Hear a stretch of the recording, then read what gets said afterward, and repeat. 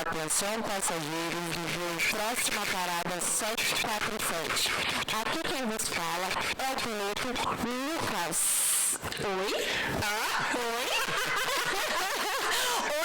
Hoje nós somos copilotas, porque quem vai pilotar o episódio do Pod Travel é nada mais, nada menos que um piloto de verdade, ele é mentira. Eu estou muito animada vou conversar com um piloto de verdade pela primeira vez na minha vida. Eu vou perguntar tudo que eu quiser. Gente, gera muita curiosidade, né? Então você está preparado para fazer esse voo com a gente? Então vem para cá depois da vinheta que o nosso pod vai decolar.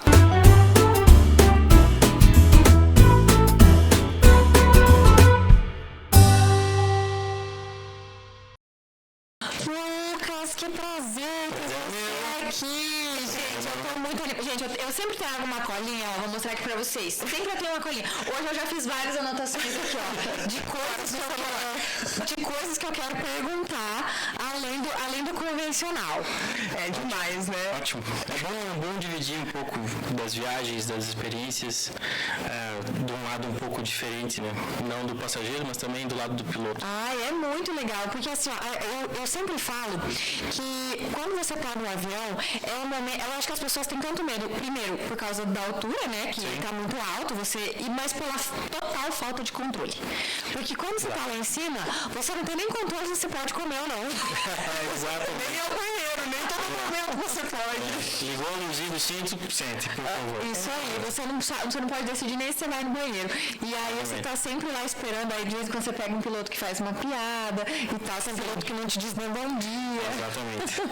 Como em qualquer profissão tem o que fala mais, tem o que fala menos, o mais bem-humorado, tem outro que é brabo. Mas isso tem a ver também um pouco com a companhia aérea, né? Eu acho que tem algumas companhias aéreas que eu acho que eles incentivam que haja uma interação maior com os passageiros, né? Eu vejo, assim, é bem perceptível para mim aqui, pelo menos as brasileiras, né? A gente consegue perceber, vamos por nomes, a gente pode ver o Azul, né?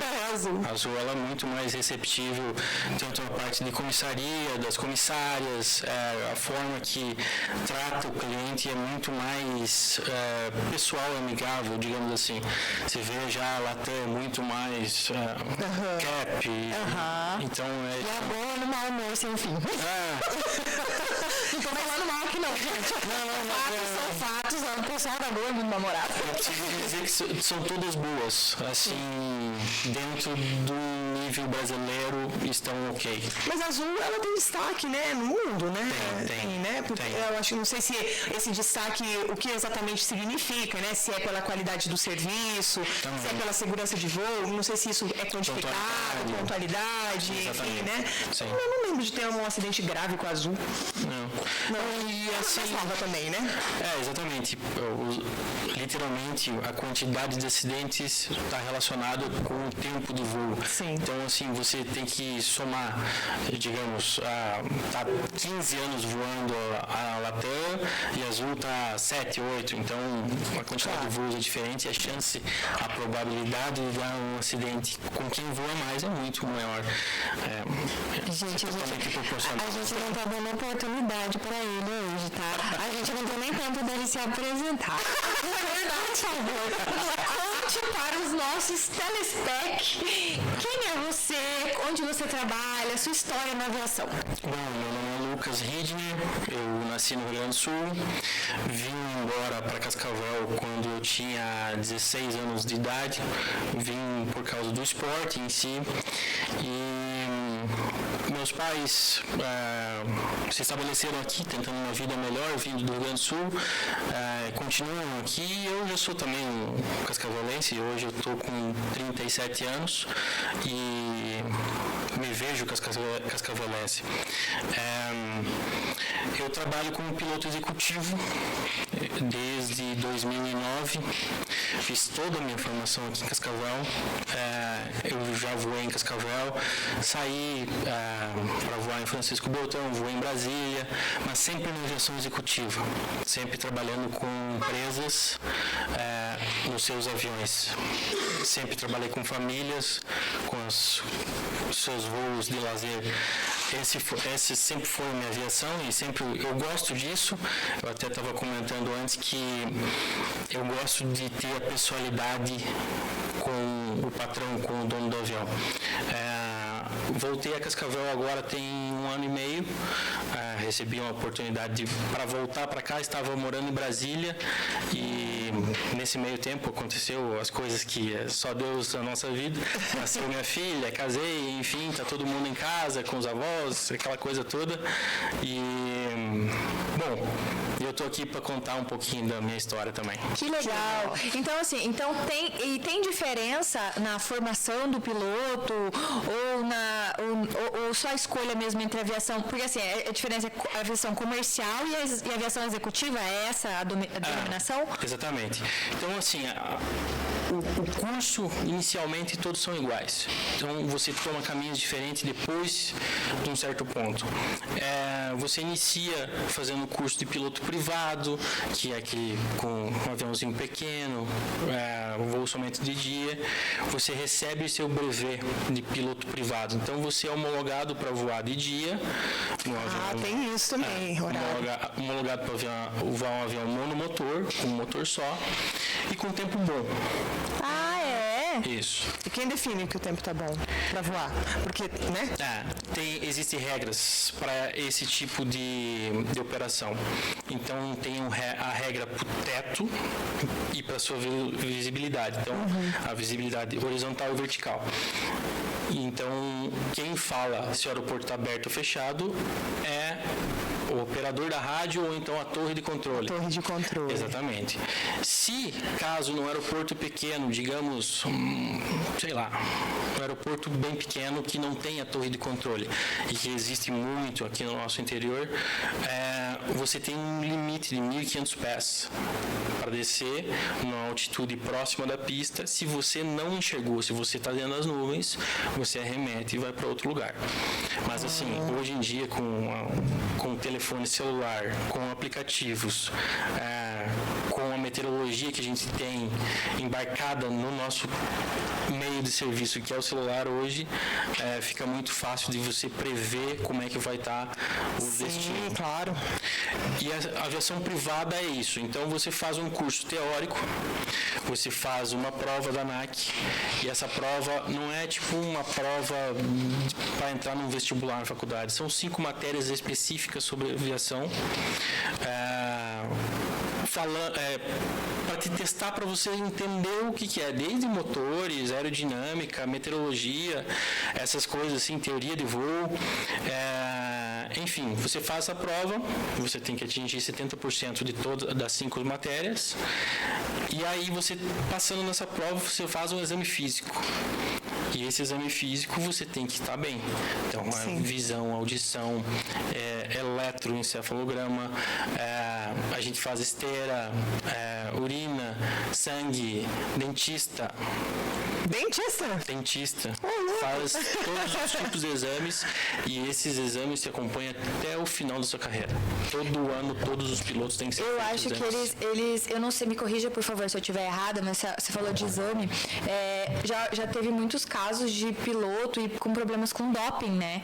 E eu tenho um pessoal conhecido assim que antigamente falou que era muito menos rigoroso, mas que hoje essa questão do doping ela é muito levada a sério na aviação por questão de problema psicológico que piloto tem. Piloto tem de ter muita depressão e tudo mais, estresse, né? Aconteceu alguns acidentes aí, últimos da Germanwings, principalmente foi o último mais emblemático, que o copiloto trancou o comandante para fora, mergulhando nas montanhas, cheio de crianças dentro do avião, que o cara simplesmente estava deprimido. Então, existe a blitz da empresa aérea com os funcionários.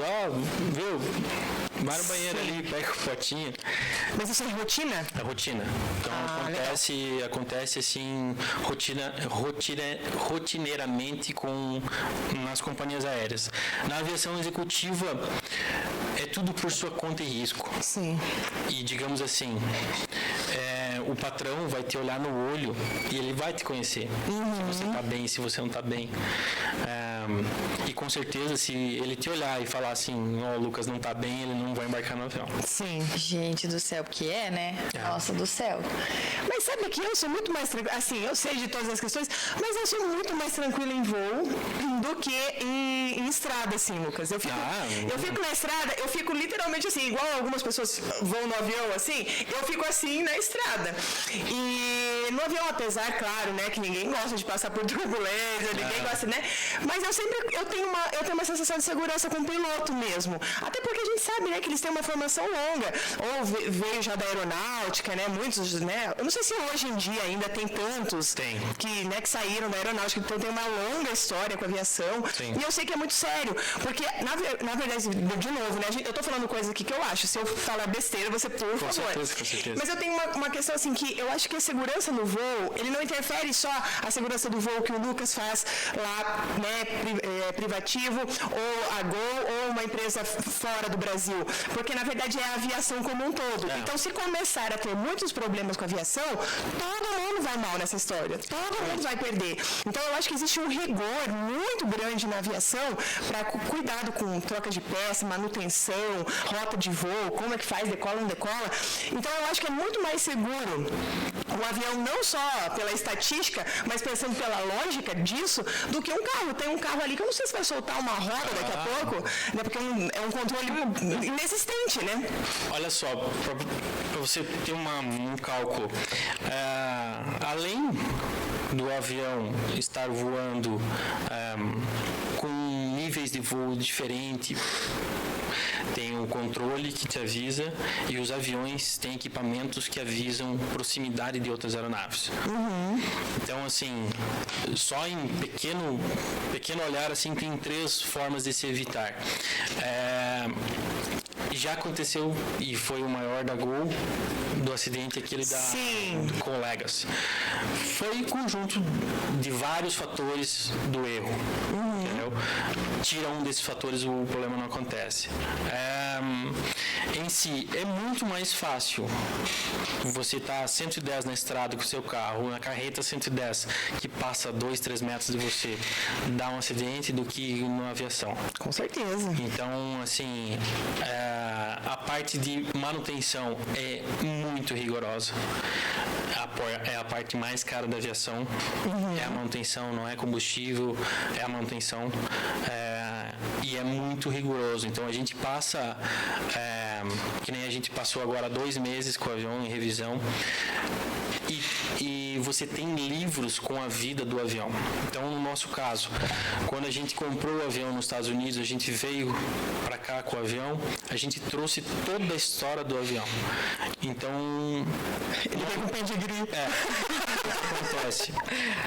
Digamos assim, você no teu carro vai fazer uma revisão, você olhou a vela, tá boa a vela, vou colocar de volta e vida que segue. Sim.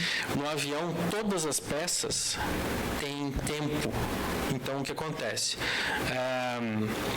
Digamos assim, que a vela de ignição para dar partida na turbina tem que ser trocada com 150 horas, ela tem que ser trocada com 150 horas. Não interessa se ela está boa ou não. E ela precisa pegar o part number dela, o número de série dela, ser colocado no livro que foi trocada. E a oficina e o cara que trocou assina.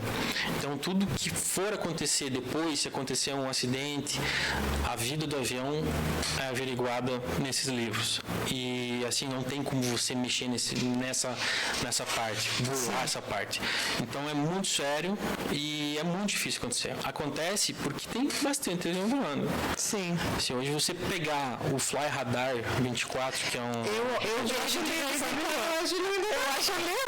Sério. Então, isso que você no Brasil, se você colocar, arrastar para os Estados Unidos, é tipo um formigueiro, assim, é muito... Eu lembro quando aconteceu o World Trade Center, né, em 2001, eles mostraram muito, assim, essas imagens na televisão do mapa dos Estados Unidos, porque, assim, tava super cheio naquela manhã, né, de voos acontecendo, imagina, nos Estados Unidos, e aí depois eles suspenderam tudo, como que limpou? Aí você fica assim, sabe, tipo, fazendo aquela comparação, e foi ali que eu tive a minha primeira, foi nesse caso, que eu tive meu primeiro contato com um mapa desse, né, um mapa de aviões, e eu fiquei surpreendida, eu falei, gente, mas quanto avião? Eu acho que os Estados Unidos é o país que tem mais voos? Sim, é o país que tem mais voos, O Brasil, na aviação executiva, é o segundo colocado com a maior quantidade de aviões executivos voando. É mesmo? Sim. Helicópteros também. Helicóptero eu já sabia alguma coisa relacionada a São Paulo, né? O primeiro que os Estados Unidos está muito, muito distante. Então, assim, a gente não tem aeroporto suficiente, a gente não tem equipamento suficiente para tanto tráfego que nem os Estados Unidos têm. Então, voar lá acaba sendo muito mais fácil para nós, porque eles simplesmente te colocam na final do aeroporto. Eles te vetoram tanto, eles te colocam literalmente na boca do gol para pousar. Então, aqui no Brasil, você é mais controlador do seu voo. E o controlador, então, ele desça para nível tal, proa tal, para evitar algum problema em si, ou então para alinhar a fila para pouso, digamos, para Congonhas, que hoje talvez seja o mais movimentado do país para pouso e decolagem. Então você acaba vendo que a gente precisa ter mais tráfego aéreo e aí equipamentos, radares e tudo mais. E profissional, né? Porque também o controlador de voo tem poucos no Brasil pela necessidade. Vocês sabiam que eu sou amiga de uma mulher que foi muito tempo controladora de voo? Aline, um beijo. Aline Shelf, você conhece? Já ouviu falar? Conheço. Aline Shelf, um beijo pra você, tá? Você é o meu orgulho. Ela é piloto e ela trabalhou muito tempo em torre de controle. Eu acho ela sensacional. Eu acho ela demais. Uma complexidade, né? É muita responsabilidade. E é compreensível, assim, então tem regras, tem distâncias, tem tempo para você entre uma decolagem e um pouso. Então tem bastante regras e coisas que eles precisam estar muito, muito atentos. Então eles têm uma carga de trabalho diferente, então eles têm bastante tempo de folga para evitar esses tipos de problemas aí. Eu já entrei numa torre de controle ali em Foz do Iguaçu, achei super legal. Eu fiquei encantada, né? Legal. E é legal porque em Foz, a nossa torre controla os voos de Foz do Iguaçu, de Porto Iguaçu na Argentina. Aqui de Cascavel? Não, de Foz do Iguaçu. De Foz, de Porto Iguaçu e de Cidade do Leste no Paraguai. Então somos nós brasileiros, enfim, né? Eu não vi pessoas da outra nacionalidade, talvez tenha, né? Mas somos nós que controlamos o voo da tríplice fronteira, né? Isso, é o controle Foz. São duas coisas diferentes. O controle Foz é diferente da torre Foz. A torre Foz cuida dos pousos e decolagem de Foz. E o controle Foz cuida de toda a aproximação dos 3 aeroportos. Então eu estava no controle. Não, é o mesmo prédio. São pessoas diferentes. Entendi. São pessoas diferentes. Então, provavelmente estava sentado em outra sala, porém no mesmo prédio. O controle Foz cuida dos 3 aeroportos internacionais. Isso é comum, sim, nas fronteiras? É comum. Né? Porque otimiza, na verdade, a tecnologia, espaço, trabalho, assim, né? O que acontece? O controle, o avião aí do Lucas está vindo. A última vez que a gente foi para Santiago. Santiago do Chile. Isso. E vem em Santiago, passa por cima de Mendoza, vem vindo pela Argentina, passa por um pedaço do Paraguai e pousa em Foz. Então você passa por vários países. Quando você entra no controle Foz, todos eles são avisados pelos controles da Argentina e do Paraguai. O avião tal tá indo para aí. Quando a gente vai para Cidade do Leste, digamos assim, o controle Foz liga para a torre de Cidade do Leste e avisa, o avião tal vai te chamar agora. E é tudo por telefone e tudo por transmissão. Entendi. Exatamente. Eles ligam. Ligação. E deixa eu te fazer uma pergunta. Então, você não trabalha em aviação comercial, trabalha num avião particular. Isso. Que tamanho que é o seu avião? Como é que funciona? Quantas pessoas carrega? Eu gostaria agora de uma ficha técnica do seu avião. A minha ficha técnica eu quero comprar um, tá? Você quer comprar um? Todo mundo que assistir aqui, um Pix aqui pra nós, pra ajudar na vaquinha do avião. E aí eu queria saber saber assim, quantos lugares, qual é a distância que faz, essa ficha eu gostaria. Hoje estou voando com 2 aviões executivos da mesma empresa, um é o Hawker 4000 e o outro é o Hawker 400. O meu limite de conhecimento vai até Fokker 280, que é lancha. Eu não cheguei ainda. Mas quem gosta de lanche normalmente gosta do avião, você vai aprender. O que acontece? O 4000 é um avião mais novo, mais moderno, porém na aviação não tem muito disso. Às vezes um avião 1980 é um avião muito caro e muito bom. Ah lá, gente, essa eu acho que é uma coisa muito importante da gente falar, porque às vezes as pessoas veem aquele, desculpa te interromper, mas às vezes as pessoas elas veem aquele avião da Azul, que ele é turbo-hélice, sabe? Eles pensam, isso aqui vai cair com certeza. E eu já ouvi falar que é um dos mais seguros que tem, sabe? Sim. Então, muito legal você falar sobre isso pro pessoal que tem medo. Na verdade, a vida do avião tá na história do quanto que ele voa, as manutenções que foram feitas. A única coisa que não é trocada no avião é a fuselagem. E se precisa trocar, vai lá e troca as chapas e rebita tudo de novo e faz tudo de novo. Sim. Entendeu? Então, assim, a história do avião tá dentro dos papéis. O que eu vou hoje, o 4000, ele tem um alcance aí de 3.200 milhas náuticas. O Hawker 400, em torno de 1.500 milhas náuticas. O Hawker 400 é um ótimo avião para se voar dentro do Brasil ou então aqui na nossa América Latina. A gente consegue fazer Cascavel, Maceió, tranquilo. Dá para fazer um voo sem parada até Maceió. Sem parada até Maceió. Quanto tempo num avião desse de Cascavel? Porque normalmente, porque eu desconheço a realidade de um voo direto para lá, porque não tem, né? Na comercial não existe. A velocidade dos dois é semelhante da comercial. Sério? O 4000 ele é um pouco mais rápido, só que se você quiser voar rápido mesmo, ele é mais rápido que a companhia. Normalmente a gente não precisa, pela economia, voa todos na mesma velocidade normalmente, em torno de 850 km por hora. A gente faz daqui a Maceió em torno de 3 horas e... Ai, que sonho! Eu preciso comprar um avião, gente. 3 horas e alguma coisa, 3 horas e 30 no máximo. O Brasil é muito grande, né? Então, assim, as distâncias aqui são surreais. Porque, por exemplo, se eu não vou para a Europa, saindo aqui, né, de Foz, né, normalmente, saindo de Foz, você fica umas 5 horas, 6 horas dentro do Brasil. De 11 horas no voo completo. Igual os Estados Unidos, vai demorar mais para atravessar o Brasil inteiro do que para atravessar a América Central e chegar lá em Miami. Demora muito mais. Chega a ponta do globo, mas não chega a Amazônia, gente. Exato, e a gente está no sul. É pior ainda para quem está na Argentina. Nossa, pior ainda para quem está na Argentina. Então, assim, botar uma ideia, quando a gente vai para a Europa, a gente faz a saída aduaneira por Fortaleza. Então, a gente faz Cascavel e Fortaleza em 3 horas e 30. Aí o seu avião faz esse trajeto. Sim. É o que a gente faz. Que sonho, gente. Meu coração tá até palpitando. Para você ter uma noção de como o país é grande. A gente não está no extremo sul ainda, porém a gente faz Cascavel, Fortaleza, 3 horas e 30. A gente vai abastecer o avião próximo a Dakar. Se chama Ilha do Sal. É uma ilha no meio ali, próximo a Dakar, a 200 milhas de Dakar.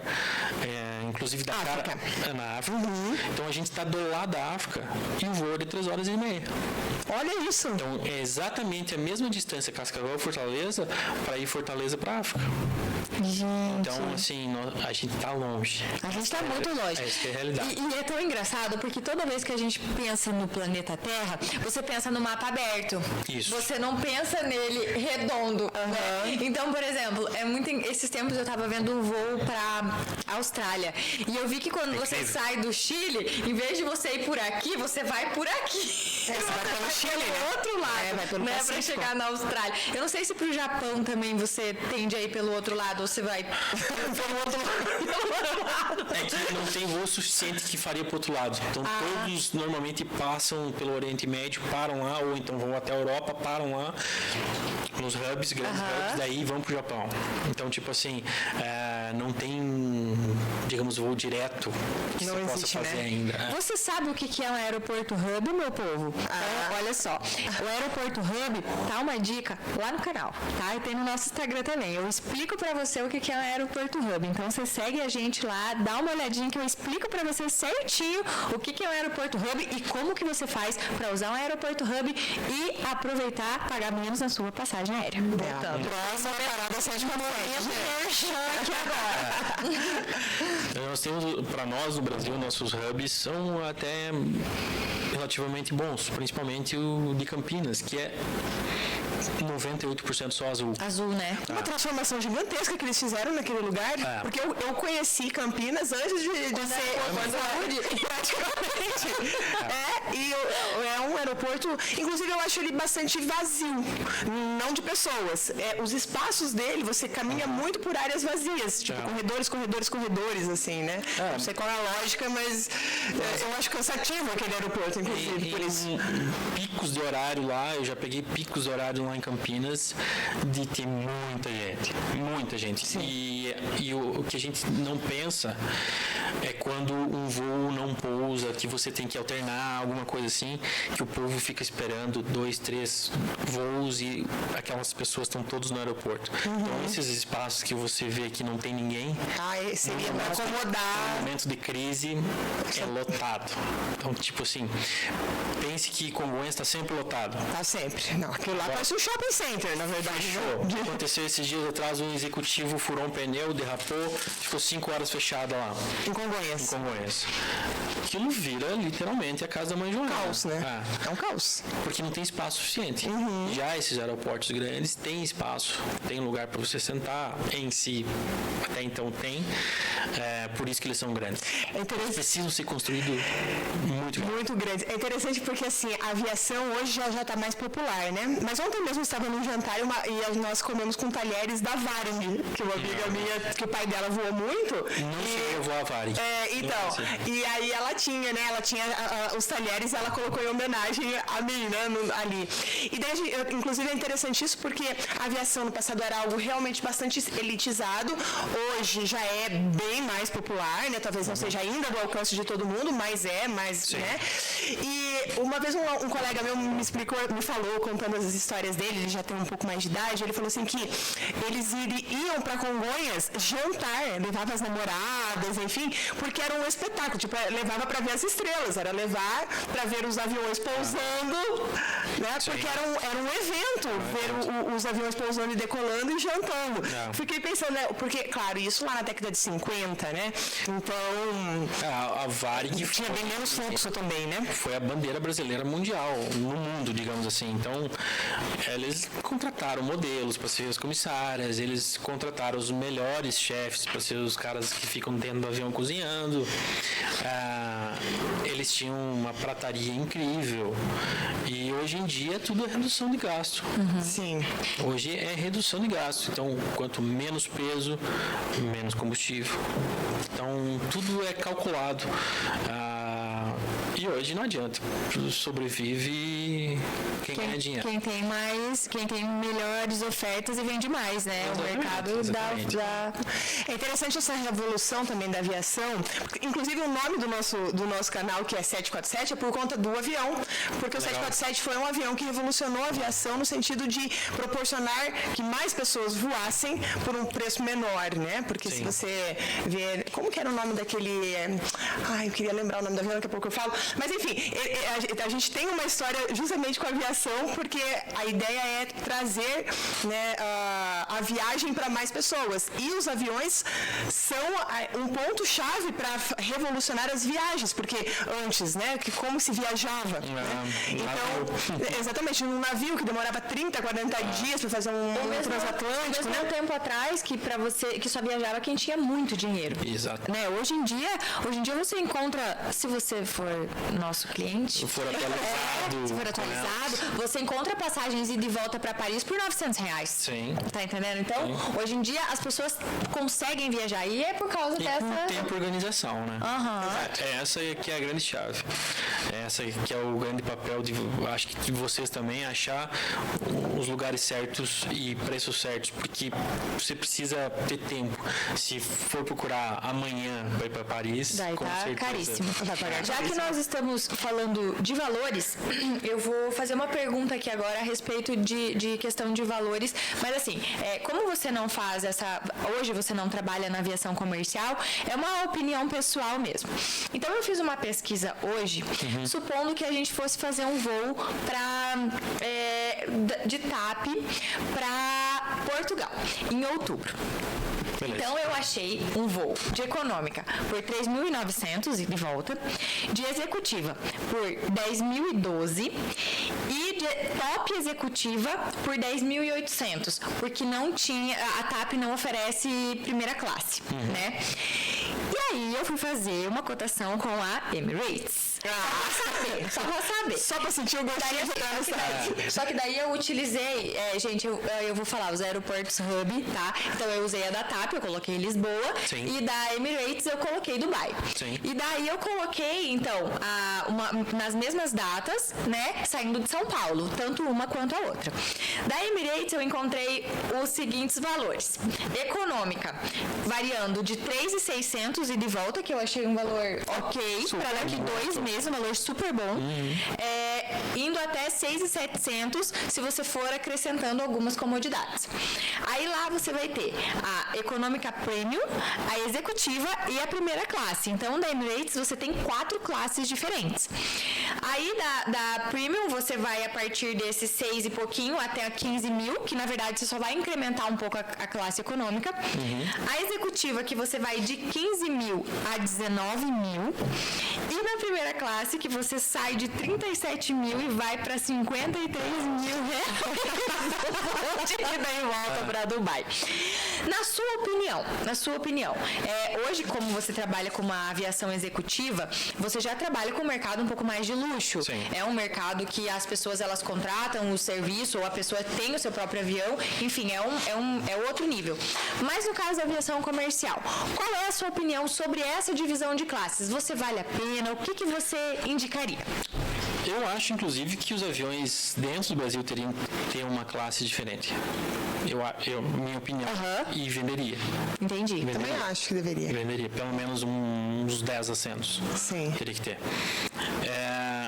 Os valores estão dentro. Principalmente da primeira classe, que você vai ter comida diferenciada, uma cama e tudo mais. Comparando com o avião que eu vou, o avião tem 9 lugares. Porém, desses 9 lugares, 8 são muito confortáveis. E se você for mudar o avião, você tem a configuração de fazer o avião inteiro 4 camas. 4 camas grandes, o avião. Então, assim, se você pegar que você pode levar a comida que você quer, sai o horário que você quer, do lugar que você quer, tipo Cascavel. Sim. Colocar na ponta do lápis, dividido por 9, vai dar um preço similar à primeira classe. Similar à primeira Entendi. classe. A gente estava fazendo, pessoal, antes eu fiz uma pergunta assim, só para a gente ter mais ou menos uma base, porque eu não tenho muita noção de aviação executiva. Então, o Lucas estava me explicando como é que é feito o cálculo, né, a respeito de quanto que a gente gastaria, supondo que a gente tivesse a gente alugasse um avião e fosse a nossa equipe aqui da Estúdios Jamilcast para São Paulo fazer um evento. A Carla não vai, tá? E o Gustavo Tiraram desse rolê? Exatamente. O nosso avião teria ficticiamente 4 lugares e o Gustavo, que é o estagiário, ia de pé, mas segurando aqui, ó. Tá no ônibus quando você vai aqui, ó. Então o Gustavo vai segurando aqui. A Carla não vai porque chegou atrasada. Perdi o avião, normal. Se você que puder, por favor, explicar pro pessoal como é que a gente fez essa conta, que acho que a maioria das pessoas não tem noção. Normalmente, quando você contrata um táxi aéreo. Aqui em Cascavel existe a SincJet Táxi Aéreo que faz esse serviço. Como que funciona? Você contrata assentos. O avião cabe 4 passageiros, vai os 4. Você calcula pelo preço do quilômetro voado. Então faz uma linha reta daqui a São Paulo e tem um valor por quilômetro. Então, assim, hoje se for fazer um cálculo bem de cabeça, assim, um voo ida e volta para São Paulo, vai custar entre 20 a 25 mil reais. Para as 4 pessoas. Para as 4 pessoas. Se colocar 9, fica mais caro. Isso se for em outro avião. Aí se vai botar em um avião que cabe 9, aí vai ter outro valor.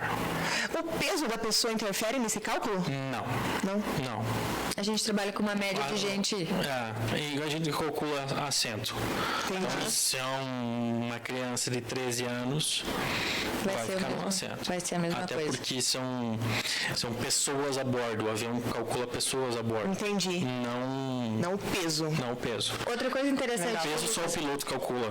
Quanto que ele está levando de combustível, quanto que está levando de mala e quanto mais ou menos cada um tem o peso para calcular quantos metros de pista vai ter, essas coisas assim. Sim, entendi. Isso é um cálculo nosso, não para venda de passagem. Para venda de passagem não interfere. Mas, então, é isso que eu queria saber. Para vocês isso interfere? Para nós pilotos, sim. Entendi. Quanto mais leve, melhor. Porque eu estava contratando para uma experiência que a gente está organizando para um grupo em Mendonça, a gente está contratando um serviço de helicóptero por lá, para eles fazerem, né, os Andes, enfim. E um item obrigatório é colocar o peso das pessoas. No helicóptero. No helicóptero, Aí eu fiquei pensando, é claro que o helicóptero é diferente, a configuração, a forma como voa, mas eu fiquei pensando, será que no avião também eles ficam olhando, assim, mais ou menos, tem uma média, sei lá, as pessoas pesam 75 quilos, mais ou menos. A gente dá uma... Né? Tipo assim, pesa 50. Vai pagar 1,5. Vou pra São Paulo, passou num restaurante italiano antes. Na hora digamos assim, são 4 vagas, são 4 pessoas. Se as 4 pessoas tiver 300 quilos cada um, você está pagando uma pessoa. Então você pode comer bastante, não tem problema. Por enquanto.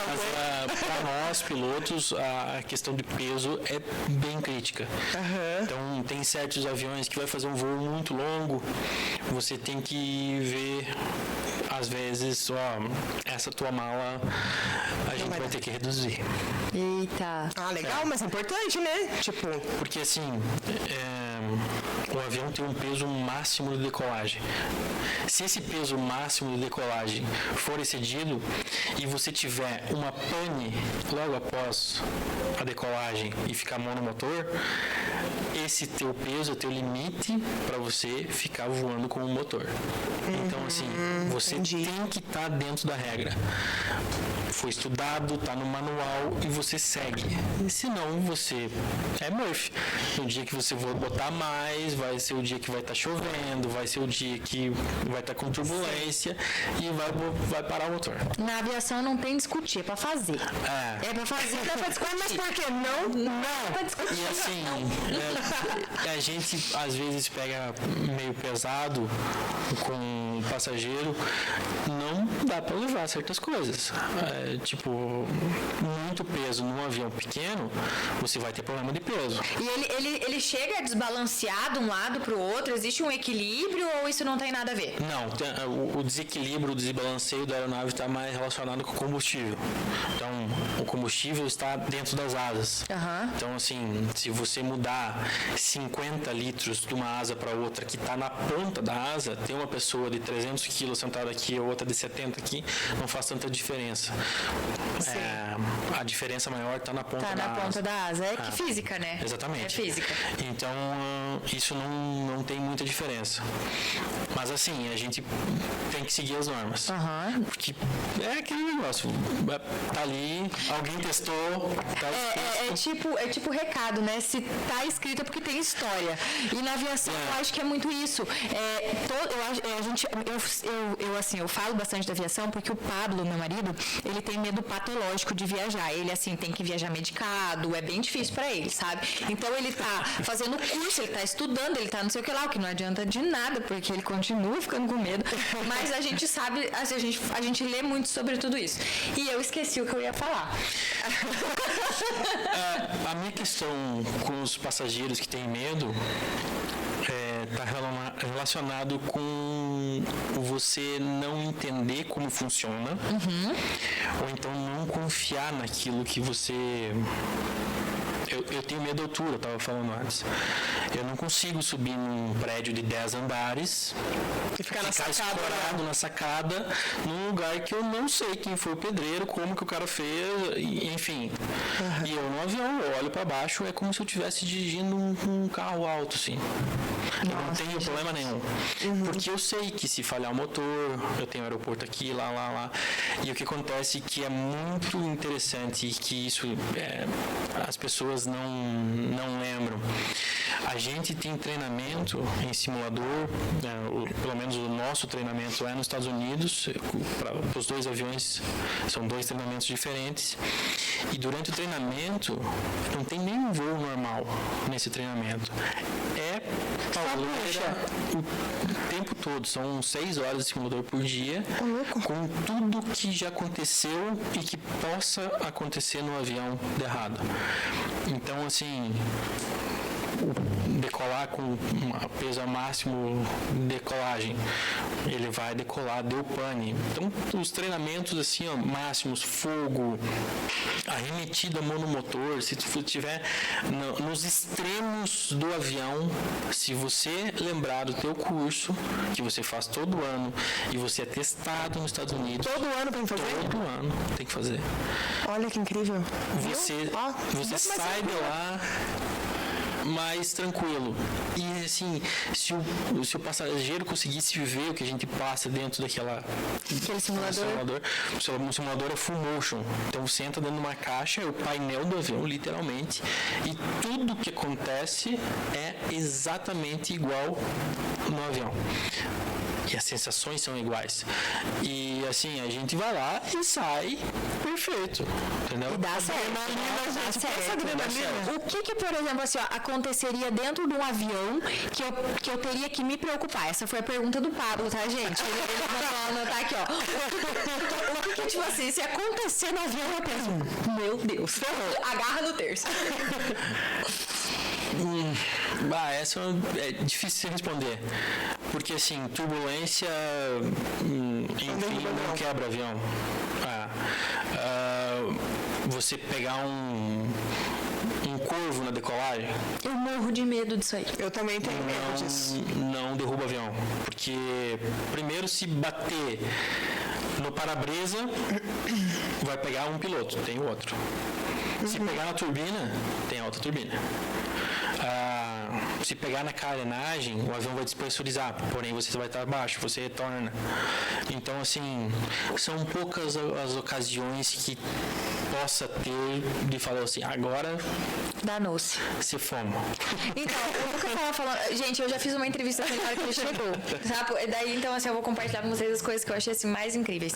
A gente estava falando de um acidente que teve, né, da Air France há muito tempo atrás. E o Lucas estava falando que ele acha que as pessoas não notaram o que estava acontecendo.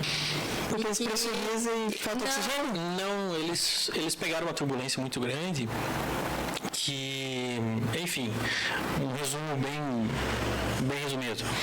Congelou o tubo de pitot. Eu lembro disso. Onde você pega o ar relativo do avião para você calcular a velocidade e a altitude que você está. É uma tomada que você pega informações do ar externo.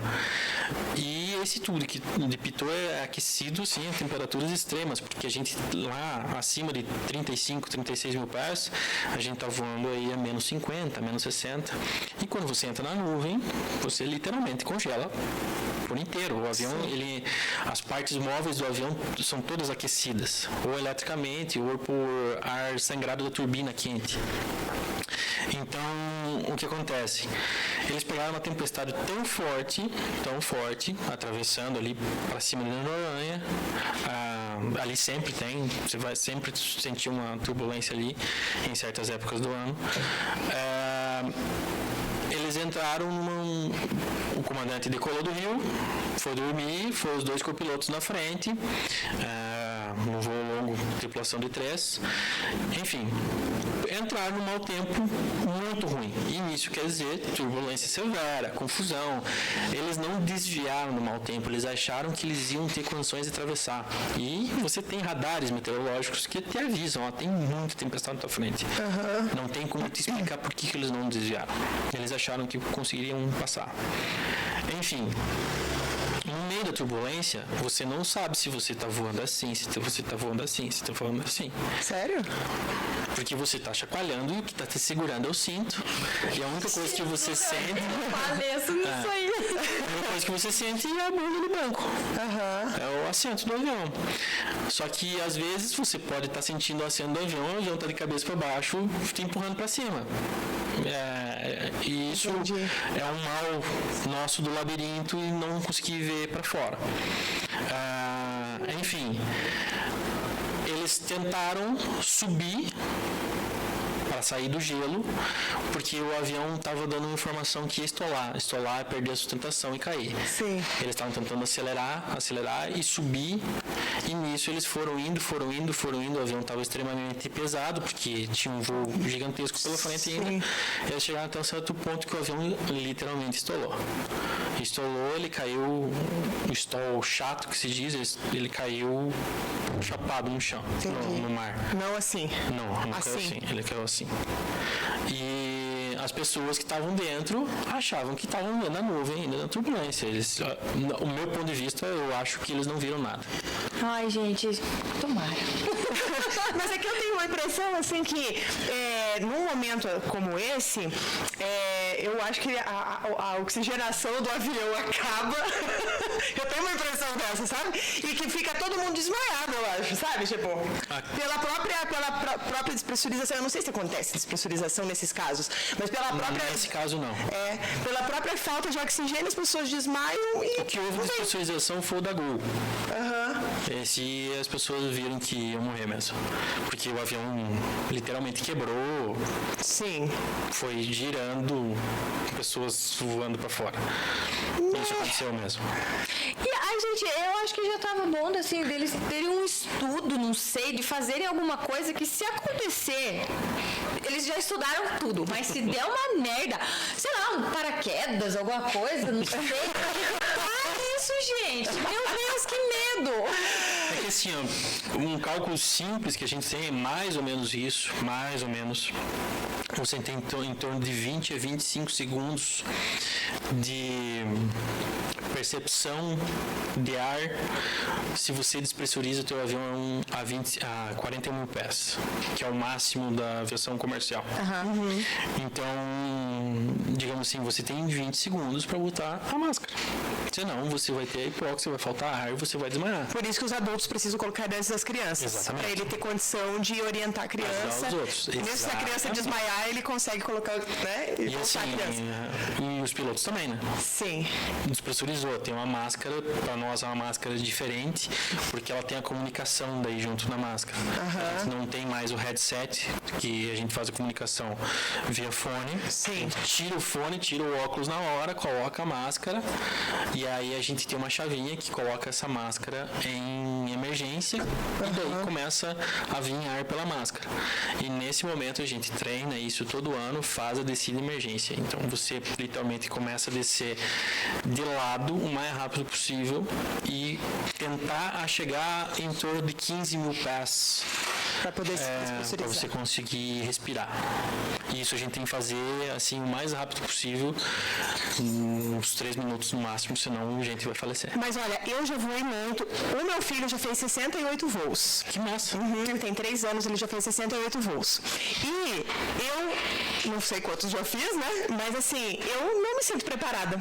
Se acontecer, de verdade, eu não me sinto preparada. Tá aí agora. Isso acontecer. Eu tenho que fazer alguma coisa. Se precisar, eu não sei guardada, porque o avião decolou, eu tô aqui, ó. Ah, eu também. Ou quando eu tô de carona, quando eu tô pegando um voo daqui, ou então voltando, uma ocasião de trocar o avião em si, quando eu vou de linha, eu iniciou o táxi do avião, eu já viro pro lado e deito e durmo. Aquele barulhinho do avião taxiando. Eu também. Aquilo pode me dar um soninho. Eu também. E agora vamos falar de coisa boa, que até agora nós ficamos só falando. É umas tragédias. É, umas tragédias. Qual foi o lugar mais legal que você já visitou, assim, que você já voou? Que você chegou às vezes pensando, nossa, que massa esse lugar. Do ponto de vista de um piloto. Ou do viajante. Tem lugares legais no Brasil para pousar. Noronha. O próprio Santos Dumont também, para piloto, é incrível. O passageiro também, é lindo. No Caribe. O Caribe, né, gente? É que você tá pousando olhando o azul, né? E vocês enxergam tudo assim? Vocês se orientam pela visão também? Ou é Sim. tudo pelo... Sim. Enfim, tem regras até para nosso avião chegar tipo em Guarulhos. Tem um mínimo de visibilidade possível para você pousar. A partir desse mínimo, você tem que estar vendo a pista. Então, para você decolar e para você pousar, você tem que estar voando e você tem que estar visual. Você não pode confiar no piloto automático. Existem aeroportos que têm aproximação totalmente automática? Tem. Não no Brasil. Não. Nem Curitiba? Eu jurava que Curitiba tinha, porque Não. Curitiba no passado vivia fechado, agora não tá mais do jeito que é, então eu pensei que eles colocaram uns negócios do astronômicos lá que dava pra passar. Eles desceram o mínimo, né? Categoria 2 agora, é 100 pés. 100 pés é 30 metros a visibilidade. Tá. Então, assim, baixou bastante. Aqui em Cascavel, 278, alguma coisa assim. É baixo também. Sério? É baixo também. Então só não pousa quando tá muito ruim o tempo mesmo. Mas é que aqui, quando fica ruim, né? Fica muito ruim, né? É muito ruim. Então é tipo assim, porque Foz não fecha? Porque Foz é melhor. O tempo em Foz é melhor. O tempo em Foz é melhor, não só a pista. Não, lógico que a pista é melhor. Lá tem o ILS. O ILS é 200 pés. Aqui é 270 pés. Mas não é isso que vai fazer a grande diferença de tantos voos que alternam. É porque Cascavel... Essa localização que nós estamos aqui, gente. Quando tem nevoeiro, tem nevoeiro. Bastante vento, né? Enfim. Mas a gente tava falando do aeroporto, eu morei 4 anos no Rio Lucas. Mas assim, eu tinha toda a minha base em Cascavel, eu estudava lá. E eu sempre que eu podia, eu escolhi o Santos Dumont para pousar, porque esse aeroporto, ele tem meu coração, porque é realmente muito bonito. Você olha, de um lado tá o Pão de Açúcar, Cristo Redentor, a Ponte Rio-Niterói, a Baía da Guanabara. Então, assim, é tudo lindo. E quando você pega um piloto legal, ele vai contando para você o que você tá vendo. Claro que, mesmo quando você já conhece, é legal ele tá contando para você o que você tá vendo. E quando coloca a música ainda. Quando eu tava na base Brasília, eu fiquei 1 ano e meio indo pro Rio toda semana. Que sonho. Toda semana pousando no Santos Dumont. Ai, que legal. Então, dias bons, dias ruins, temporal, eu peguei de tudo lá. E assim... Como que o piloto consegue colocar uma música? Porque eu peguei vários voos de música, porque o Rio de Janeiro é uma cidade que tem muitas músicas pra essa cidade, né? Então, assim, eu fiquei pensando, como é que será que eles colocam? O Rio de Janeiro continua lindo. Aí você descendo, você imagina, gente, é um cenário. A viagem já subiu 5 estrelas, só pelo fato do seu voo ter sido bom, num lugar bonito, com uma música agradável, você já chega feliz lá. É que assim, nós também temos o sistema de som do avião, então você Dá pra colocar, tem uma Alexa dentro do avião. Então você consegue colocar, ou você pode chamar pelo fone, seus passageiros, à sua direita, do Cristo, sei lá. Enfim. Ou então você pode colocar também uma música. Mas enfim, esse serviço é o serviço que deveria ser normal, mas não é. Não é. Não, mas ele mas é aquilo, existem profissionais de todos os tipos em todas as áreas, né? Exatamente. Então, assim, mas ainda, as cidades, assim, legais do Brasil são essas. Fernando de Noronha é magnífico, né? Eu pousei vindo de Orlando esses dias atrás em Antigua. É uma ilha acima de Saint-Martin. É uma ilha comprida, assim, porém muito pequena. O aeroporto é pequeno, então o único voo comercial que chega vindo dos Estados Unidos é do Embraer 170 da American vindo de Miami. Então é um aeroporto restrito, assim, literalmente para a maioria das pessoas, e o visual assim é incrível. Passamos bons dias lá. E aí, por exemplo, assim, ó, agora eu vou fazer fofoca. E aí, por exemplo, assim, ó, eu sou um cliente seu, por exemplo. Okay. Ai, Lucas, queria ir pra Miami. Se ajeita aí que nós estamos indo, tô indo passear. É assim? Com um pouco de antecedência para conseguir melhorar as coisas, assim, mas antecedências que eu digo pode ser de um dia para o outro. Então vamos! A gente consegue organizar assim um voo internacional entre 1 a 2 dias. A gente consegue organizar tudo, porque o que acontece? Voos internacionais você precisa ter a saída internacional, por onde você vai sair, você precisa ter liberação dos países que você vai sobrevoar. Então, assim, existem empresas especializadas, mundiais, literalmente, que fazem esse serviço. Então, a gente contrata uma empresa que libera combustível, libera o plano de voo e todas as autorizações sobre voo por esses países, e a gente literalmente só vai. E daí você pede autorização, mas a gente pode passar e pousar em qualquer aeroporto de qualquer lugar do mundo? Eu quero parar em Barbados. No meio do voo para Miami, eu quero parar em Barbados. Lucas, para, por favor, tô querendo descer aqui. Ou não funciona assim? Tem, porém vai dar problema. Você vai ter um problema de logística. Porque, assim, você precisa ter alguém esperando você com uma van lá no aeroporto, literalmente dentro do aeroporto, para te desembarcar, levar na aduana. Precisa ter um pouco de pessoas trabalhando junto com você. Nós temos telefone via satélite dentro do avião, então se você precisar ir para Barbados, a gente pousou em Bridgetown, em Barbados, já 3 vezes. A gente liga para essa empresa que faz essa organização do voo, a gente precisa ir para Barbados. Liga para lá e avisa que nós estamos chegando em tanto tempo. A gente, a vida do rico, ela é diferenciada. Mas isso... A vida do rico, ela é boa, né? Mas isso funciona desse jeito porque você talvez possa precisar usar. É uma emergência. Claro. Então, tipo assim, nós tivemos um voo que nós estávamos fazendo Manaus para Orlando. Nós estávamos decolando 3 horas da madrugada de Manaus para amanhecer em Orlando. Dava 5 horas e 50 de voo. E a gente estava fazendo um caminho diferente, não indo pelo Caribe, mas passando pela Colômbia, Cuba, indo por dentro, digamos assim. E quando a gente estava saindo do país, deu uma pane no avião. Pane normal. Porém, essa pane resultaria a gente descer. A gente estava a 40 mil pés, a gente teria que descer a 27 mil pés. E quanto mais você desce, mais você consome. E aí a gente não teria combustível suficiente para chegar lá em Orlando tranquilamente. Então a gente decidiu voltar para Manaus. O que acontece? Volta para Manaus, a gente já tinha voado 1h30, volta, nessas 1h30, pega o telefone, avisa os caras que nós estamos retornando, pede para os caras esperar, a polícia lá, não sei o que lá, porque você saiu do país, você tem que voltar de novo, né? Tem que fazer igual um passageiro no avião normal no aeroporto, né? Ele tem que dizer que saiu e tem que dizer que chegou. Exatamente.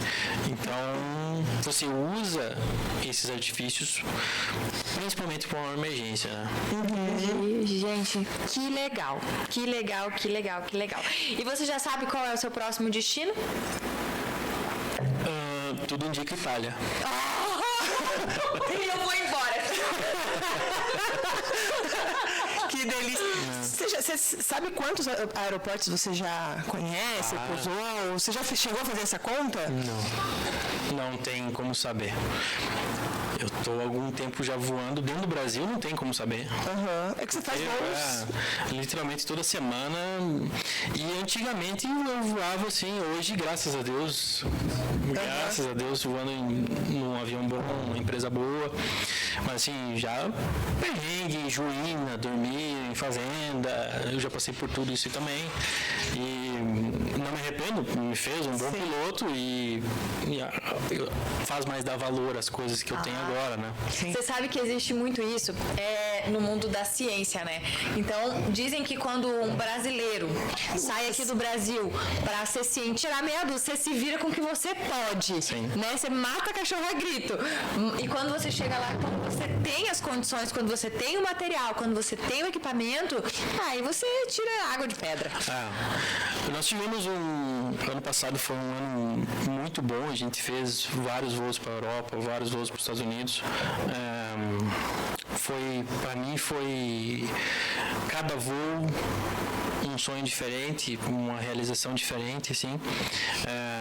Roma foi muito legal, Paris foi muito legal. Dá pra ver a torre lá de cima, assim, você tá chegando no Charles de Gaulle? Nós pousamos no Le Bourget. Não conheço esse, só conheço o Le Bourget, ele é o aeroporto executivo de Paris. O rico é diferenciado, cara. O que acontece? Não pode pousar no Charles de Gaulle? Pode, mas o teu tratamento vai ser como de passageiro normal. Entendi. Você quando sai daqui, você já está contratado o hangar que vai te receber lá. Então, a gente decola daqui, vai a Fortaleza, Ilha do Sal, mais 5h30 está em Paris. Chega lá em Paris, a gente para no aeroporto, a gente não precisa, diferente do Brasil, bem melhor, a gente não precisa ir na Receita Federal, na Polícia Federal. Eles vão no hangar te receber. E assim, é muito rápido. Todo hangar tem raio-x, enfim, coisas de países turísticos. Sim. E assim, a aviação executiva, Boeing 737 executivo, sabe? Vários, não é tipo, um ou dois. 15, 20 aviões gigantescos, muitos deles dos Emirados e tudo mais. E... Só para levar as esposas tem que ter um avião grande, né? Exatamente. Mas o Pablo tá nessa, diz que quer comprar um avião, não achou ainda um bom pra me levar, não tá Nós passamos uns dias diferentes em Paris. Isso contando um pouco do que eu passei nas cidades que a gente foi, nós fomos para Paris para ficar 5 dias. Você estava trabalhando ou estava passeando? Ou trabalhando e passeando é a mesma coisa? Trabalhando. É que assim, o que acontece? Os passageiros, a gente sai normalmente 3 horas da tarde aqui de Cascavel e vai chegar no outro dia 5 horas da manhã lá. Porém já é 8, 9 horas da manhã deles lá, dependendo do fuso horário. A gente passa a madrugada inteira voando, né? Então, normalmente a gente perde um dia descansando em si, para voltar à vida normal. Já os passageiros, a partir de um certo momento, eles deitam e dormem e vão acordar lá. E quando a gente chegou no Le Bourget, lá em Paris, a gente percebeu, depois de uns 15 minutos, que um para-brisa do avião estava trincado. E aí não é ligar na autopeça aqui para trocar. Então foi de 5 dias, nós passamos 18 dias lá. E aí eu e o meu colega que a gente voa junto, a gente estava num bairro lá em Paris que se chama La Défense. La Défense. Muito bom, nós pegamos um hotel ali que era do ladinho do metrô, então a gente descia do metrô, era a mesma reta, dava lá no Arco do Triunfo, então passamos 5 dias maravilhosos. O que aconteceu? O patrão em si foi para Nice e nós ficamos lá resolvendo o problema. Nós passamos os outros dias no bairro do Le Bourget. E aí o Le Bourget fica no La Défense? Não. O Le Bourget é o bairro do aeroporto executivo. Tá. Você tem que pegar o metrô até o mais próximo possível, de lá pegar um Uber, um táxi para chegar no aeroporto. Tá. E aí você conhece uma Paris um pouco diferente. E e assim não é tão legal. Não é tão bonitinho, tão romântico assim como vendem, né? E você tem muito problema com imigrante, daí você não fala francês, eles mal falam francês, então para você pegar um Uber é difícil, para você pegar um táxi é difícil, para você comer é difícil, porque a comida deles mesmo normais, assim, perto de um trabalhador no aeroporto, assim, não é a comida de Paris e lá do meio do negócio. Então, assim, é bem sofrido, a gente passou dias, assim, mas não vi a hora de querer voltar para casa. Mas isso é uma coisa, Lucas, que quando a gente está organizando os roteiros dos nossos viajantes, então muita gente deixa pra gente fazer tudo sozinha, mas tem alguns que acompanham bem de perto e ficam pesquisando por conta também. Tudo bem, não tem problema, né? A gente até gosta porque vocês, né, tem alguma coisa que toca mais o coração, participa. Mas às vezes eles falam assim, Carla, achei um Airbnb aqui em Paris, portanto, daí eu falei, me mostra o mapa. E aí, na verdade, não tem nada a ver com Paris. Assim, fica nessas redondezas que eles chamam de Paris. E aí fala, olha, gente, dizer que está Paris ali não significa estar em Paris. Arredores de Paris não é Paris. Não é Paris, porque daí vai passar justamente esse tipo de perrengue. Sim. É com um imigrante, sem estrutura turística, não tem restaurante, é perigoso, super perigoso você à noite. Então, toda a parte turística durante o dia tem que dar para dar uma desenrolada. Mas à noite você não vai ver a torre Eiffel acesa à noite, porque você vai ter que voltar para o lugar que você está, porque é perigoso. Então, assim, perde o encanto da viagem. Então, quem conhece Paris estando em Paris e quem conhece Paris estando nos arredores é uma experiência completamente diferente. Aí você fala, não vi a hora de voltar. Sim, e aí o que acontece? Você chegando no último lugar do metrô, mais próximo do aeroporto. Então a gente ficou no aeroporto, num hotel dentro do aeroporto. É literalmente um hotel para tripulantes, assim. E acabou que tinha brasileiros lá, então tem bastante avião executivo brasileiro pelo mundo afora, tem bastante gente com condições de viajar nesse tipo de avião. E certos pontos do bairro, assim, próximos dos pontos do metrô, é literalmente igual a Cidade do Leste, assim. Confusão, barraquinha, gritaria, gente querendo vender coisa pra você na rua. É brabo, mas é bem legal. Você já foi pra Ásia? Nunca. Porque a Ásia é um mundo... Primeiro, a gente tem muita distância cultural, a gente tem muita distância de próprio conhecimento, porque na escola a gente não estuda a Ásia. O que você sabe de Ásia? Nada, praticamente. Assim como eles também não sabem da gente, tá? Já vou adiantando, porque quando eu fui pra lá, tipo, Brasil, pra eles, é a mesma coisa que eu falo assim, Camboja. Mas um monte de gente vai pensar assim, onde é que fica Camboja? Porque as pessoas não sabem onde fica o Brasil. Eles sabem da seleção, alguns, porque também lá o futebol também não tem essa popularidade como aqui. Alguns países sim, né? Japão, China, assim, mas esses países menores, assim, não tem. Então, é interessante... Eles não sabem onde é que fica o Brasil. Eles não sabem onde fica o Brasil. O Brasil é o quinto país, o maior... Mas o mais incrível é que isso é um erro do Brasil. De divulgar? Olha o que a gente tem de turismo. A gente poderia ter de turismo. Potencial, né? Só que assim, eu e minha esposa, a gente foi a poucas viagens aqui dentro do Brasil. Porque, primeiro, valor. Cara, já no Brasil é pra rico, né? É muito esquisito. É muito esquisito. A gente prefere ir pra Punta Cana, Cancún, tudo incluso, sem nenhum problema. É muito mais barato do que ficar 5 dias em Maceió. Verdade. É verdade. E assim, vou te falar, conheço praticamente todo o Nordeste. Maceió ainda eu acho que é o melhor. Você gosta mais de Maceió? A cidade, tá? Porque o que acontece? Eu pouso nos aeroportos e vou nas cidades em si, fico no máximo 2, 3 dias, enfim. Sim. Então eu conheço a cidade, eu tipo, não conheço Porto de Galinhas. Eu ainda não tive oportunidade para ir, mas eu fui em Maragogi, São Miguel dos Milagres, e essas coisas assim consegui conhecer.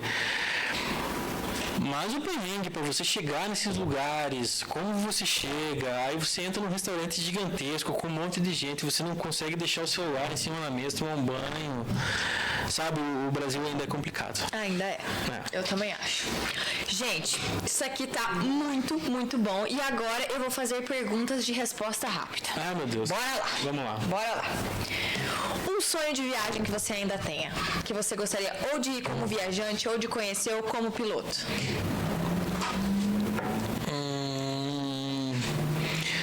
Posso dividir como piloto e como viajante? O microfone é seu.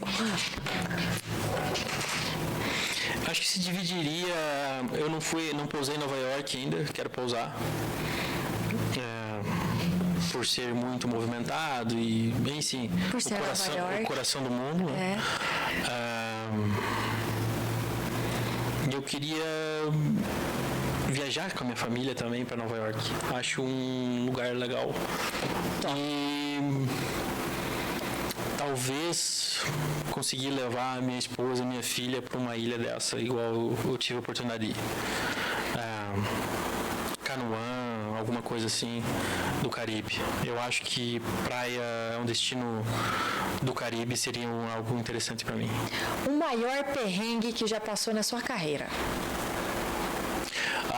Eu tive na carreira? Nossa. Um assim que você lembra que chega ainda a pensar assim, esse foi quase. No início da carreira a gente faz algumas coisas que depois de velho você se arrepende. Principalmente com questão de pousar em certas pistas, pousar em alguma fazenda. Então teve alguns pousos muito ruins em algumas fazendas, lugares muito ruins. O interior do Mato Grosso, assim, é muito, muito ruim, perigoso. Então, assim, eu já passei alguns momentos, assim, de pousar numa certa cidade, assim, bem do interior, vários índios querendo entrar no avião para ir para a cidade se tratar, querendo pagar você em ouro. De chavear o avião, colocar cadeado no avião, ir pro hotel, ficar 2 horas no hotel e voltar, assim, literalmente escoltado pelo taxista. Assim, então tem lugares dentro do Brasil que não existe civilização, assim. Literalmente. Se o cara tá usando capacete, ele é o bandido. Se não usa capacete, é o conhecido da cidade. Gente, então, assim, eu morei no interior do Pará, né? E eu andava ilegalmente de moto sem capacete. Em Roma, faço como os romanos, tá tudo bem. Exatamente. Mas assim, acho que resumindo, no início da carreira teve alguns lugares muito ruins, assim. O último lugar ruim que eu fui, e eu posso até falar o nome, foi São Félix do Xingu. Eu fiz um concurso em São Félix do Xingu. Nossa, o hotel parece um presídio, assim. Na internet você tinha que ir no posto da BR para conseguir se comunicar com o mundo, assim. É um Brasil à parte, é uma coisa assim que a gente não consegue imaginar aqui. Lá os salários são muito bons porque eles têm subsídio da Vale do Rio Doce. Ninguém tem plano. São Félix do Xingu é uma das cidades mais violentas do Brasil. Eu não sei se não é a mais hoje. É porque cada ano tem umas mudanças, assim, né? Mas é uma das cidades mais violentas do Brasil. Eu pousei com um bimotor turbo-hélice dentro de uma fazenda lá,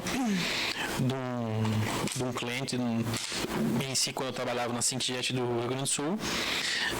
Uma fazenda gigantesca e tal, só que tinha tanta gente no avião que os quartos da sede já estavam todos lotados e a gente foi pra cidade. Nossa, eu deveria ter dormido na rede dentro da fazenda. Seria melhor, com certeza. Gente do céu. Como piloto, o que não pode faltar na sua mala? Isso aí é dica para os nossos viajantes. Assim, você que viaja muito, o que não falta na sua mala? Carregador de celular. É meu maior ferramenta de trabalho é meu celular. Pra tudo. passar plano, meteorologia, informações e afins, tudo tá na palma da mão hoje em dia e eu não posso ficar sem celular. Tem algum site específico para olhar? Tem vários aplicativos, tem tudo. Você vai ter que passar pra gente. Algum que você recomende para os nossos viajantes que estão indo viajar e precisam dar uma olhadinha, que isso aí vai te dar uma previsão mais ou menos do como é que vai ser seu voo? Olha, site de meteorologia hoje muito bom para usar na nossa região sul, principalmente em Paraná, é o próprio CIMEPAR. O radar do CIMEPAR é muito bom. Enfim, existe um aplicativo que daí já é mundial que se chama Wind. O Wind, ele é muito bom, ele tem imagens de satélite, ele tem radar, ele é mundial, ele mostra descarga elétrica também, ele é muito bom. Ele mostra vento em altitude, para nós, aviação, isso é primordial. Digamos, uma viagem daqui para Santiago. A viagem daqui para Santiago é uma viagem que não é fácil de fazer, porque a gente tem que ver a grande diferença é de um lado da cordilheira do outro. Então, a gente pega a meteorologia em Mendoza, que já pousei também lá, e a meteorologia em Santiago. E você compara uma com a outra. Se tem muita diferença de uma para outra, principalmente na pressão atmosférica, ou não vá, ou vá lá pelo sul, onde a cordilheira é bem baixa, e venha subindo para o norte e pousar em Santiago. Os voos mais emocionantes da minha vida, os dois mais emocionantes da minha vida, os dois foram Brasil-Santiago. Passar pela cordilheira ali, eu não sei o que acontece, gente, mas o negócio fica punk. Não são todos os voos, eu sei, mas realmente... O nosso último agora foi assim, ó, uma paz... começamos a descer, enfim, a Concagua congelado, aquele troço todo, coisa mais linda no mundo. E você começa a descer em cima das cordilheiras para ir para Santiago. Então, assim, é diferente. Nós fizemos Düsseldorf para Grosseto, a gente passou pelos Alpes suíços, só que nós passamos a 45 mil pés. Então, você não sente nada, você só vê. Agora, ali, chegando em Santiago, você está muito próximo das cordilheiras. Isso, e você está descendo. Então, você pega o ar que vem do oceano. Se está chovendo em Santiago e não está chovendo em Mendoza, tem uma grande chance de você sofrer no voo.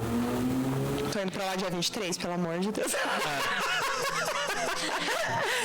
É bem interessante. É bem interessante. Carla, tem mais alguma pergunta? Senão eu vou finalizar com a pergunta mais clássica de todas. Pode perguntar, pode fazer. Você tem mais algum? Não sei, eu sempre tenho, né? Avião, tem buzina? Os que eu vou, não. Aí você já viu aquele meme que é assim, ó. Essa noite eu durmo cedo. Eu, 3 horas da manhã. Avião, tem buzina. O ATR tem buzina. Olha, sério? O ATR, ele tem buzina... Na pista, tá usando a pista para quando chamar você a tá atenção. parado ali, você recebe do cara da pista os papéis do voo por literalmente um espacinho ali, e tipo, o cara quer chamar o cara da pista, bip, bip, cara. Que legal!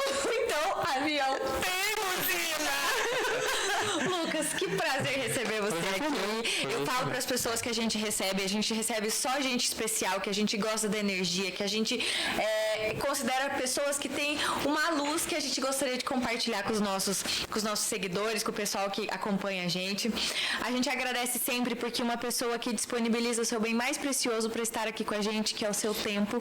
Legal. Então, é muito especial para nós a gente poder fazer um pouquinho parte da sua história e você contar um capítulo da nossa aqui no nosso Pod Travel. É legal eu poder compartilhar um pouco disso, porque talvez nem minha esposa consiga entender todas as minhas viagens, ou então eu explicar tudo o que acontece. Eu consegui compartilhar um pouco do como é a vida do piloto, a aviação, principalmente executiva, e contar um pouco da história faz parte, sei lá, do legado, deixar para frente isso também. Ô, Lucas, desculpa. Te interrompo, pode falar. Se eu, por exemplo, eu e a Babi amanhã não, porque não vai dar. No outro mês, depois que a gente vender muito nosso curso. Se a gente quiser fazer um voo com você, como que funciona? Ou você só tem você é exclusivo dos seus patrões atualmente? Ou você não pode fazer voos extras? Não, estou proibido. Proibido porque eles podem precisar e você tem que estar em Cascavel. Exatamente. Como eu sou funcionário deles e trabalho para a companhia, o que acontece? Eu tenho que estar à disposição. Então, assim, pode acontecer imprevistos diversos, desde saúde a acontecer alguma coisa na empresa, sei lá, em qualquer lugar. A gente tem que estar com o avião pronto sempre e a gente tem que estar literalmente bem. Tudo bem tomar um vinho aqui. Sim. Tudo bem, não tem nada. Você tem uma vida fora da sua profissão. Exatamente. Então, assim, que nem eu falei, eu não consigo muito marcar como é que vai ser minha semana que vem. Eu não tenho feriado, eu não tenho domingo, final do ano. Então, essas coisas, assim, a vida do piloto na executiva, ela é um pouco diferente. Porém, eu passei hoje o dia inteiro em casa, cuidando da minha filha. Então, assim, são coisas que talvez na companhia aérea é um pouco mais diferente. Porém, eu literalmente, isso é uma frase que uns gostam, outros não, eu recebo para esperar. Porque voar não é uma alegria, na verdade. Entendi. É uma alegria. Ai, que coisa mais maravilhosa. Foi um prazer ter você aqui. É sempre importante a gente reforçar isso para as pessoas que estão aqui com a gente, que de uma forma ou de outra a gente tenta mostrar para todo mundo que você pode, a galera da executiva pode, a Carla pode, eu posso e você pode. Obrigada pela sua audiência. Se você tiver alguma dúvida, deixa aqui que qualquer coisa a gente manda pro Lucas e pede para ele fazer um vídeo pra gente. Se inscreve aqui no canal, deixa seu sininho, compartilha pra gente conseguir sempre estar produzindo mais conteúdo pra você e tentando te informar e deixar você conhecendo quanto mais a gente puder a respeito de viagens e desse mundo maravilhoso que a gente aprendeu muito hoje, que é a aviação. Um beijo e até a próxima, gente. Tchau, tchau.